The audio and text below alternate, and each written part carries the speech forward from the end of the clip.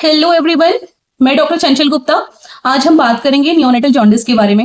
Neonatal jaundice क्या होता है, इसके क्या कारण होते हैं, ये कितने टाइप्स का होता है, क्या क्या सिम्टम्स होते हैं और इसका क्या इलाज हो सकता है।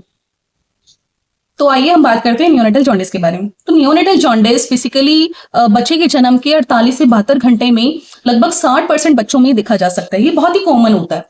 इसके क्या क्या कारण हो सकते हैं। नंबर 1, बच्चों के अंदर रेड ब्लड सेल्स बहुत ज्यादा होते हैं। उन रेड ब्लड सेल्स के ब्रेकडाउन होने पर एक पिगमेंट रिलीज होता है बिलिरुबिन।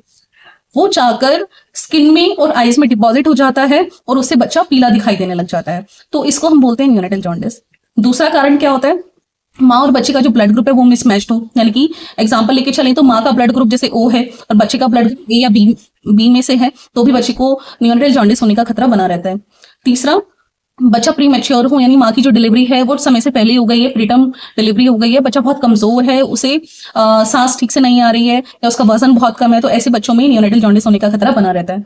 बेसिकली 2 टाइप्स का होता है, physiological jaundice and pathological jaundice.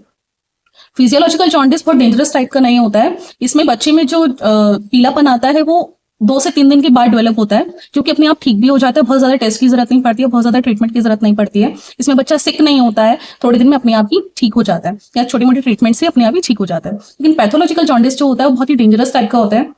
ये बेसिकली उन बच्चों में होता है जो बच्चा डिलीवर हुआ और उसको बहुत सिक, बहुत सुस्त पड़ गया है, ऑक्सीजन की रिक्वायरमेंट है, और बच्चे का अगर ब्लड टेस्ट कराया है यानी कि बिलिरुबिन, सीरम बिलिरुबिन कराया है, वो 12 से बहुत ज्यादा है, ये 24 से 48 घंटे में डेवलप हो रहा है, तो बच्चे को पैथोलॉजिकल जॉन्डिस में हम काउंट कर सकते हैं। बेसिकली जो पिगमेंट है वो आईज और स्किन में तो डिपॉजिट होता ही है, अगर वो ब्रेन में डिपॉजिट हो जाए तो उसको हम कर्निक जॉन्डिस बोलते हैं। बहुत ही डेंजरस टाइप का होता है। इसमें बच्चे को एनआईसीयू में भी शिफ्ट करने की जरूरत पड़ सकती है। इससे बच्चे को दौरे भी आ सकते हैं और अदर रिस्क भी हो सकते हैं। और अब हम बात करते हैं, अगर बच्चे को स्किन पे अगर पीलापन है और धीरे धीरे वो पीलापन हाथों में या तलवों में, बच्चे की हथेली में या तलवों में भी फैलना शुरू हो जाए, तो उसका ब्लड टेस्ट और ट्रीटमेंट बहुत ज्यादा जरूरी हो जाते हैं। दूसरा, बच्चे का जो पॉटी है वो व्हाइट कलर की हो जाए और यूरिन बहुत डार्क येलो कलर का हो जाए, स्किन तो है ही, आईज भी बहुत येलो है, साथ में स्टूल और यूरिन का कलर भी चेंज हो जाए, तो भी ट्रीटमेंट की और ब्लड टेस्ट की बहुत ज्यादा जरूरत होती है। और अगर बच्चे का जो बिलिरुबिन है, सीरम बिलिरुबिन, वो 12 से कम है, तो हम उसको फिजियोलॉजिकल जॉन्डिस में काउंट करते हैं। उसमें हम बच्चे को यूजुअली एडमिट नहीं करते हैं, बच्चा घर में ही उसको हम डिस्चार्ज करके उसको हम ट्रीटमेंट दे सकते हैं। अगर रेंज 12 से ज्यादा है तो हमें उसको एडमिट करना ही पड़ता है। अगर हम बच्चे को हॉस्पिटल में एडमिट करते हैं तो उसको फोटोथेरेपी में रखते हैं। फोटोथेरेपी यानी कि एक मशीन होती है, उसमें एलईडी लाइट्स होती हैं, ब्लू कलर की एलईडी लाइट्स होती हैं, जिसमें ऊपर भी एलईडी लाइट्स और नीचे भी एलईडी। नीचे में बच्चे का बेड होता है, जिसमें बच्चे को लिटाया जाता है बिना कपड़ों के, बस आईज को कवर कर दिया जाता है, जिससे बच्चे की शरीर पर वो एलईडी लाइट्स पड़ती हैं, तो धीरे धीरे जॉन्डिस ठीक होना शुरू हो जाता है। बेसिकली बच्चे जो हैं 24 से 48 घंटे के अंदर ठीक हो जाते हैं, फिर उनको डिस्चार्ज कर दिया जाता है। और ये जो फिजियोलॉजिकल जॉन्डिस होता है, ये इसमें बच्चे को एडमिट करने की जरूरत नहीं पड़ती है। ये घर में ही हम इसको धूप में रख सकते हैं, सनलाइट में, यानी फिल्टर्ड सनलाइट में रख सकते हैं।